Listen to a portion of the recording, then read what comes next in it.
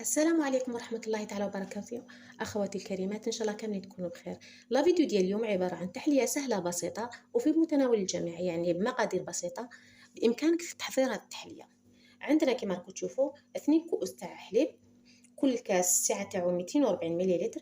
عندنا هنا 7 ملاعق تاع سكر، يعني ملعقتين للكريمة البيضاء وخمسة للكريم كراميل. وهنا عندنا ملعقتين من الفارينة.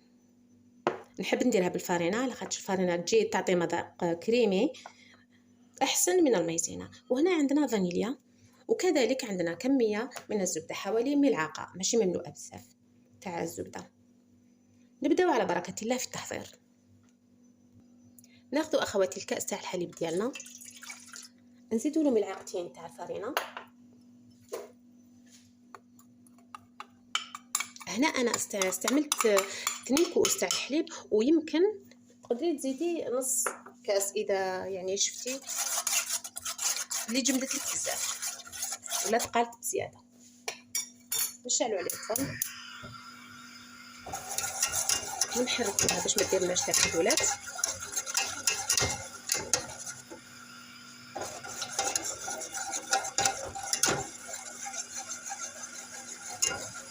بلا ما نعليو النار عليها باش ما تحرقش. كي تذوب هذيك الفرينه مليح في الحليب نضيفوا الكأس الثاني والسكر.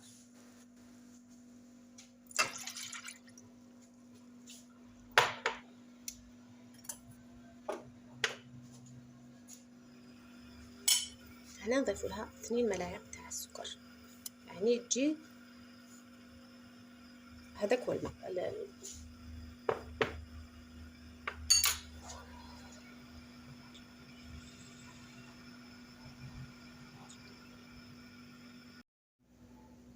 هنا اخواتي حطينا 2 كؤوس تاع الحليب، وزدنا 2 ملاعق تاع الفرينه، وزدنا ملعقتين تاع السكر، ونخلطوا كل شيء حتى تبدا تثقل.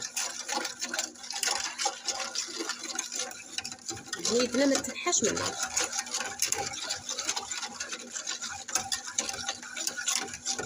حتى نتحصلوا على خليط كريمي.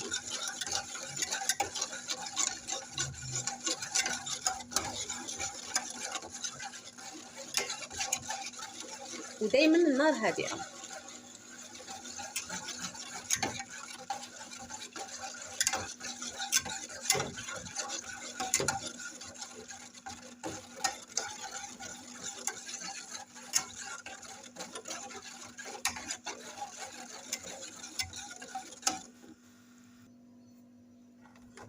كما راكم تشوفوا حبيباتي، الكريمه ديالنا بدات تعقد. دونك في هذه المرحله نزيدوا لها حوالي ملعقه، نصف ملعقه كبيره تاع الفانيلا، وكذلك الملعقه تاع الزبده، ونكملوا الخلط يعني حتى تذوب لنا ديك الزبده ويتجانس الخليط.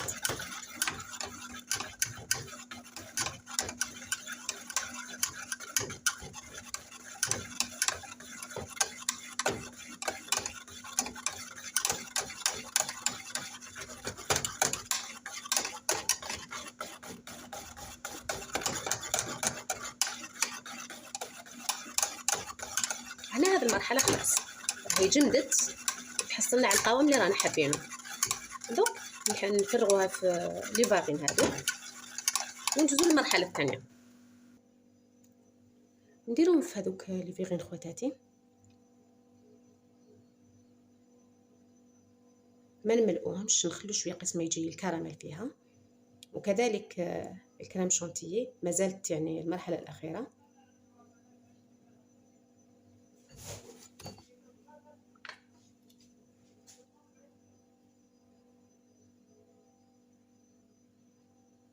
هذه الكميه تجي يعني قيس 4 أشخاص، ولا حبيتي تضاعفي المقادير على حسب الأسرة ديالك ممكن تضاعفي. هنا اخواتي بعد ما انتهينا من تحضير الكريمه ودرناها في هذوك لي فيغين تبرد، نوليو الكريم كراميل.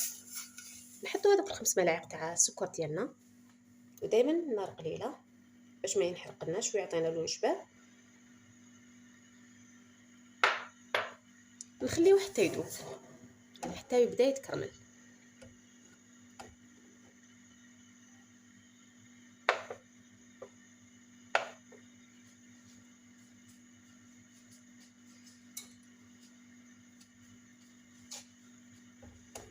ودائما نعن عليه. هنا عندي بدا يذوب.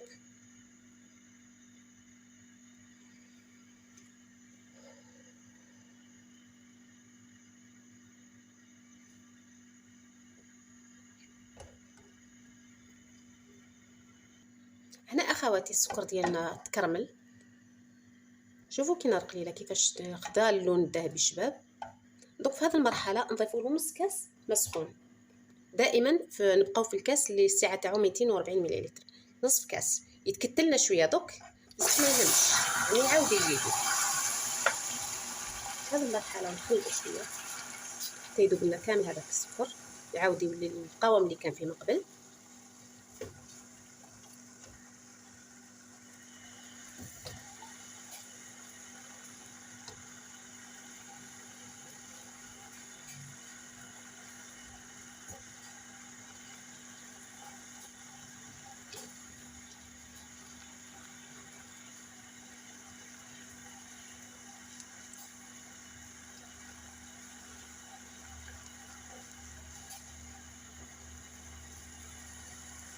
هنا بعد ما داب هذاك السكر ديالنا نشدو نص كاس تاع ماء، نزيدو له نص مغرفه كبيره تاع فرينه ونخلطوها في هذاك الماء.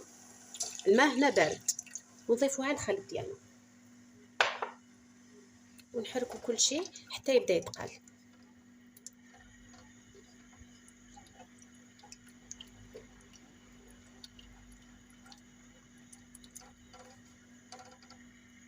شوفوا اخواتي كيفاش عاد القوام ديالو. انا هنا ما درتلوش نكهه الكراميل. اذا كان عندك اختي ماذا بيك تزيديها له لتعزيز النكهه والطعم، واذا ما كانش عندك معليش. دوك في هذه المرحله نزيدوا له شويه عاد شويه ونطفيو عليه.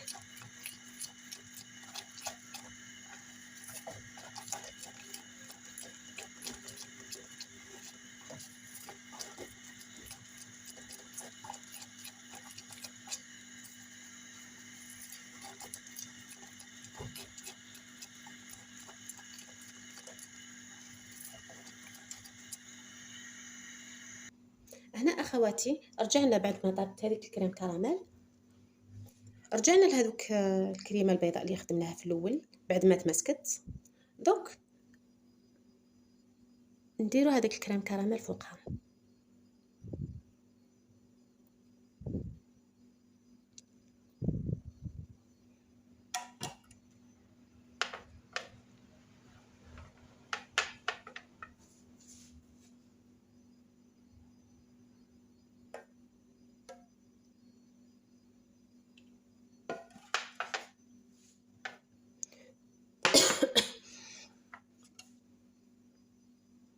حتى نكملوا كامل الكميه اللي عندنا.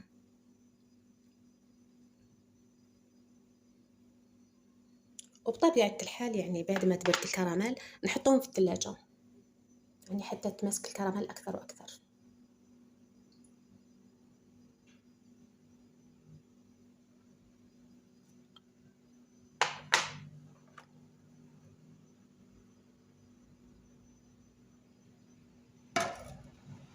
ودوك اخواتي ما بقينا غير نخليو نحطو التحليه تاعنا في الثلاجه. بعد مرور ساعتين او 3 نعاودو نجبدوها ونكملوا باقي التزيين. ويمكن تقدميها، يعني هذه المرحله الاخيره. انا حبيت نزينها شويه على هكذايا، من بعد نوروها جاهزه. من جهه اخرى اخواتي عندنا نص كاس تاع لا بودر شونتيي ونصف كاس حليب، يعني قد لا شونتيي قد الحليب. نطلعوه بالباتور.